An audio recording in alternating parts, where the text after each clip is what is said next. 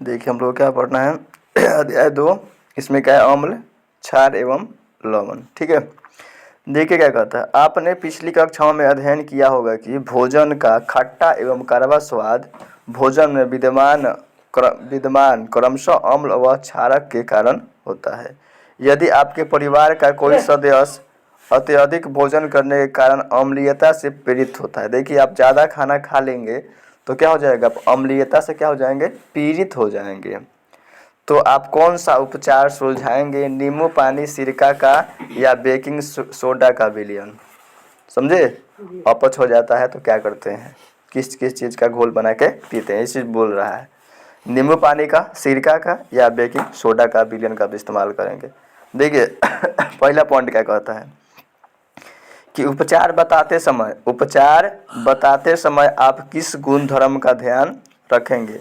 आप जानते हैं कि अम्ल एवं क्षारक एक दूसरे के प्रभाव को समाप्त करते हैं। कॉमन, अम्ल और क्षारक दूसरे क्या है, उल्टा है, यानी एक दूसरे के प्रभाव क्या करेंगे, कम करेंगे, यानी समाप्त कर देंगे।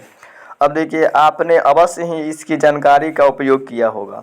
ठीक है, इसके बाद देखिए, यदि याद कीजिए कि कैसे हमने बिना चखे ही खट्टे एवं कड़वे पदार्थ की जांच की थी। क्या कह रहा है, याद करिए कि बिना चखे ही खट्टे एवं कड़वे पदार्थ की जांच की थी। आप जानते हैं कि अम्लों का स्वाद खट्टा होता है तथा यह नीले लिटमस पत्र को क्या करता है, लाल। क्या करता है, यह नीले लिटमस पत्र को लाल करता है। कौन, अम्ल क्या करेगा, नीला को लाल। अनील, अनील, अ से अम्ल, न से नीला, ल से लाल। अम्ल नीला क्या करता है, लाल। अम्ल नीला क्या करता है, लाल करता है लिटमस पत्र को। अब देखिए, जबकि क्षारकों का स्वाद कड़वा होता है। क्षारक का स्वाद क्या होता है, कड़वा होता है एवं यह लाल लिटमस पत्र को नीला कर देते हैं। लिटमस पत्र एक प्राकृतिक सूचक है। लिटमस पत्र क्या है, एक प्राकृतिक सूचक है। ठीक है, इसी प्रकार हल्दी भी एक ऐसा ही सूचक है। हल्दी भी क्या है, ऐसा ही सूचक है। देखिए इसके बाद, क्या आपने कभी ध्यान दिया है कि श्वेत कपड़े पर उजर कपड़ा, श्वेत कपड़े पर लगे सब्जी के दाग पर जब क्षारीय प्रकृति वाला साबुन रगड़ते हैं, जब क्षारीय प्रकृति वाला क्या रगड़ते हैं, साबुन कैसा होता है, तो क्षारीय प्रकृति का होता है, रगड़ते हैं, तब उससे उस धब्बे का रंग भूरा लाल हो जाता है। क्या हो जाता है, भूरा लाल हो जाता है। लेकिन कपड़े को अत्यधिक जल से धोने के पश्चात वह फिर से पीले रंग का हो जाता है। अम्ल एवं क्षारकों की जांच के लिए आप संश्लेषित सूचक जैसे मेथनोइक ऑरेंज एवं फिनोल्फथलीन का भी प्रयोग कर सकते हैं। किसका कर सकते हैं, कहता है कि मेथनोइक ऑरेंज और फिनोल्फथलीन का भी प्रयोग कर सकते हैं। अब कहता है कि इस अध्याय में हम अम्ल क्षारक की क्रियाओं के बारे में अध्ययन करेंगे। हम जानकारी प्राप्त होगी कि अम्ल एवं क्षारक कैसे एक दूसरे के प्रभाव को समाप्त कर देते हैं। साथ ही दैनिक जीवन में पाई जाने वाली एवं उपयोग में आने वाली बहुत सी रोचक वस्तुओं के बारे में अध्ययन करेंगे।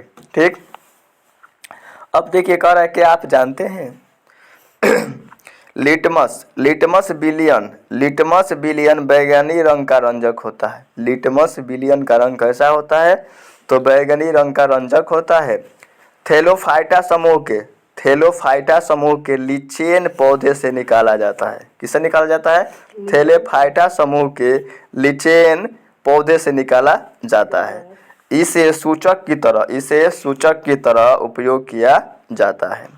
लिटमस बिलियन जब न तो अम्लीय होता है ना ही क्षारीय होता है, तब क्या है, तब यह क्या होता है, तब यह बैगनी होता है। कैसा होता है, तब यह कैसा होता है, तब यह बैगनी होता है। ठीक है, अब देखिए, यह बैगनी रंग का होता है। बहुत सारे प्राकृतिक पदार्थ जैसे लाल, लाल पत्ता गोभी, हल्दी, हाइड्रेजिया, प्यूटिनिया, जेरानियम जैसे कई फूलों की रंगीन पंखुड़ियाँ किसी विलयन में अम्ल एवं क्षारक की उपस्थिति को सूचित करती है। बता सकता है कि अम्ल की क्षार है। बात समझे? इन्हें हम क्षारक सूचक या कभी कभी केवल सूचक कहते हैं। बात समझ गए? दूसरा क्वेश्चन को क्या कहता है कि आपको 3 परख नली दी गई है, इनमें से एक में आश्रित जल एवं शेष 2 में क्या? एक में अम्लीय विलयन तथा दूसरे में क्षारीय विलयन। यदि आपको केवल लाल लिटमस पत्र दिया जाए तो आप प्रत्येक परख नली में रखे गए पदार्थ की पहचान कैसे करेंगे? एक में क्या है? एक में आपका आश्रित जल है, ठीक है। दूसरा में क्या है? शेष 2 में क्या है? अम्लीय विलयन है तथा दूसरे में क्या है? क्षारीय। 2 शेष में एक क्या है? एक में अम्लीय, दूसरा में क्या है? क्षारीय है। यदि आपको केवल लाल लिटमस पत्र दिया जाए तो आप प्रत्येक परख नली में रखे गए पदार्थ की पहचान कैसे करेंगे? आपका प्रश्न है। नीचे देखिए, नीचे क्या कहता है कि अम्ल एवं क्षारक के रासायनिक गुण धर्म को समझाएं। नीचे देखिए, क्रियाकलाप 2.1 क्या कहता है इसमें?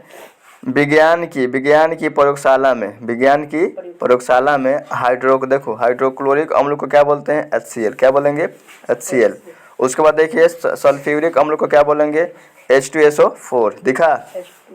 सल्फ्यूरिक अम्ल को क्या बोलते हैं? H2SO4 बोलते हैं। नाइट्रिक अम्ल का सूत्र क्या बात होगा? HNO3। एस्ट्रिक अम्ल का सूत्र क्या होगा?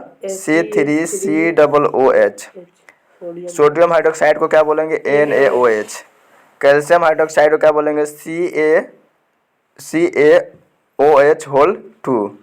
पोटेशियम हाइड्रोक्साइड को क्या बोलेंगे? KOH बोलेंगे। मैग्नीशियम हाइड्रोक्साइड को क्या बोलेंगे? MgOH2।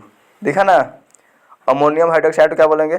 NH4OH के विलयन के नमूने एकत्र कीजिए। दिखाई दिए आपको? ये सब फार्मूला है, उसको याद कर लीजिएगा, ठीक है। अब देखिए, ऊपर दिए गए प्रत्येक विलयन की एक बूंद वाच ग्लास में बारी बारी से रखिए, सारणी 2.1 के अनुसार। नीचे देखिए, लाल लिटमस, नीले लिटमस, फेनोल्फथलीन एवं मैथिन ऑरेंज विलयन के साथ लिए गए हैं। अपने प्रत्यक्षण सारणी 2.1 में लिखे। दे रहा है आपको विलयन का नमूना, दे रहा है लाल लिटमस विलयन दे रहा है और नीला लिटमस विलयन, फिनाप्थिलीन विलयन और आपको मैथिलीन विलयन। नीचे देखिए, कहता है कि रंग में परिवर्तन के द्वारा सूचक हमें बताते हैं कि कोई पदार्थ अम्ल है या क्षारक। देखा क्या कहता है? रंग में परिवर्तन के द्वारा यह सूचक हमें बताते हैं कि कोई पदार्थ अम्ल है या क्षार है। ऐसे पदार्थ होते हैं जिनकी गंध अम्लीय या क्षारीय माध्यम में भिन्न हो जाती है। इन्हें क्या कहते हैं? गंधीय सूचक कहते हैं, ठीक है। नीचे देखिए, नीचे कहते हैं इनमें से कुछ सूचकों की जांच करें। क्या कहते हैं? बारीक कटी हुई प्याज तथा स्वच्छ कपड़े के टुकड़े को प्लास्टिक के एक थैले में लीजिए। क्या? प्लास्टिक के एक थैले में लीजिए। थैले को कसकर बांध दीजिए। पूरी रात फ्रिज में रहने दीजिए। अब कपड़े के टुकड़े का प्रयोग अम्ल एवं क्षारक की जांच के लिए किया जा सकता है। इसमें दो टुकड़े लीजिए, उनकी गंध की जांच कीजिए। उसके बाद देखिए, इन्हें स्वच्छ सतह पर रखकर उसमें एक टुकड़े पर HCl विलयन की बूंदे एवं दूसरे पर क्या कहता है? टनु NaOH विलयन की बूंदे डालें। दोनों टुकड़े को जल से धोकर उनकी गंध की पुनः जांच कीजिए। दिखा ना आपको? नेक्स्ट पेज में देखिए क्या है आपको बोल रहा है कि आपने प्रेक्षणों को लिखिए। अब थोड़ा तनु वेनिला एवं लौंग का तेल लीजिए, इनकी गंधों की जांच कीजिए। फिर कहता है कि एक परखनली में तनु HCl विलयन एवं तनु दूसरी में तनु NaOH विलयन लीजिए। दोनों में तनु वेनिला ऐसे ही कुछ बूंदे डालकर उसे हिलाएं। उनकी गंध की पुनः जांच कीजिए। यदि गंध में कोई बदलाव है तो उसे दर्ज कीजिए।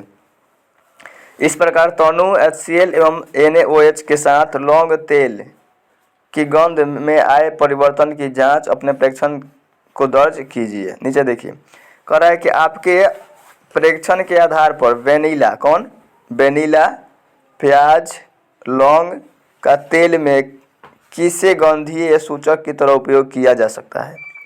तो क्या कहता है, अम्ल एवं क्षारक के रासायनिक गुणों को समझाने के लिए आइए कुछ और क्रियाकलाप करते हैं। क्या कहता है, चित्र 2.1 के अनुसार उपकरण की व्यवस्था कीजिए। जगह जगह कह रहा है ना, इस तरह की व्यवस्था कीजिए। कहता है कि एक परखनली में क्या करना है, 5 ml क्या लेना है, तनु सल्फ्यूरिक अम्ल लेना है। इसमें से दानेदार जिंक क्या लेना है, जिंक लेना है के टुकड़े डालिए।